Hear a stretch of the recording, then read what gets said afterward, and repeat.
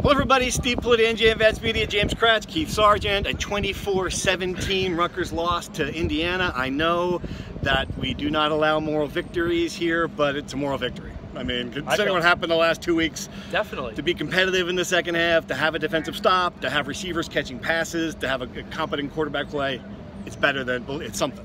It is something. I mean, 7 point. If we would have gone into this game saying, well, they need to play this game into the fourth quarter. They had a chance to win the game.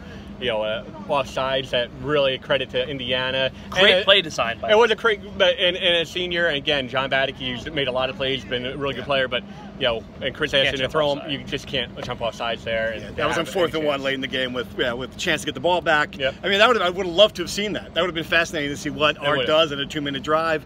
Art overall, I mean, baby steps, played better. Progress. Deep throws, not getting there, but tough kid, and made the intermediate throw. Yep. I mean, look, I think it was 18 for 35. Not a whole lot of yards. He got away with a couple throws. So the one interception right here, wasn't a great throw. Jerome Washington probably needed to play a little defense. Fight back. He needs to play back. Telegraphed the entire way. It was never open. It was it was on Art. It was 95% on Art. And I think there were a couple of plays where you didn't see a lot of defense played or guys kind of stopping the ball. Had a couple drop passes.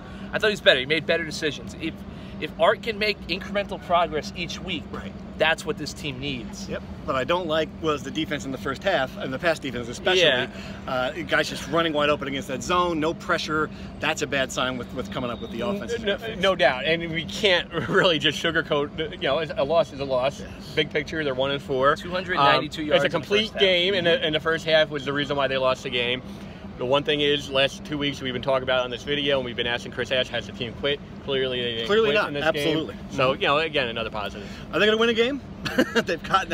I mean, look, they got Illinois next week. Yeah. I mean, imagine if they had won this game. People would be thinking, oh my God, they got to 3-3. They calm down. I think you got Illinois next week. It's a winnable game.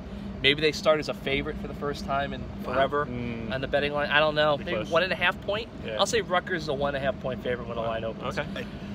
I think it's a winnable game, and then you got Maryland, you got Northwestern. This team is going to feel better about itself going into the week, which we'll see how I think that could help them. And news-wise, long-term, you did talk to Pat Hobbs. A lot of Rutgers fans wondering, where's Hobbs, where's Hobbs, where's Hobbs? You did get a conversation with him. Tell us about that. Yeah, I think he recognizes, the idea that, there's some people who are agitated, but, I think he sees progress. I think that was the tenor of the interview. You'll see the quote, and he didn't go in depth. His whole thing, it's been all this. He's been consistent since he got here. He does not evaluate coaches. He does not evaluate programs until the end of the year.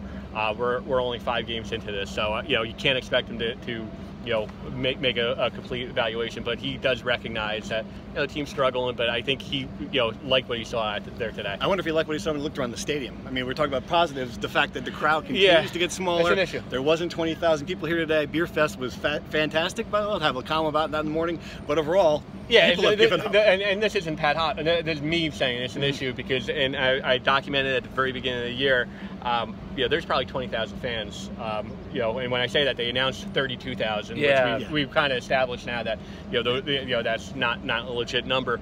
Last year, I went back to check. They had 3 games, including Michigan State, at the end of the year, where it was 20,000 and change. So there's probably less than Michigan State, last year. So you might have been talking about 18,000 fans. That's the nicest day of the year. Yeah, it's an issue. My big thing is just now they got Illinois next week. They go to Maryland. They have Northwestern homecoming. Can they do enough to energize the fan base to the point that Penn State and Michigan fans don't completely take this place over? No. It's going to be hard. They have huge fan bases, and the tickets are so cheap on StubHub. They're going to scoop those tickets up. Penn State fans are already talking about a whiteout. I'm not trying to be buckle up, Rutgers fans. It's going to be ugly for those games. All right, but for now, not anything anybody would think that a bad Indiana program, close loss would be a moral victory. But again, after the last 2 weeks, at least it's something. Listen to the podcast. We'll have a lot more coming in the coming days. Are you going to have a beer now? Now that I've got one right here in my pocket. At the IPA, you didn't have it. It's closed. I'm so parched. Thanks for watching.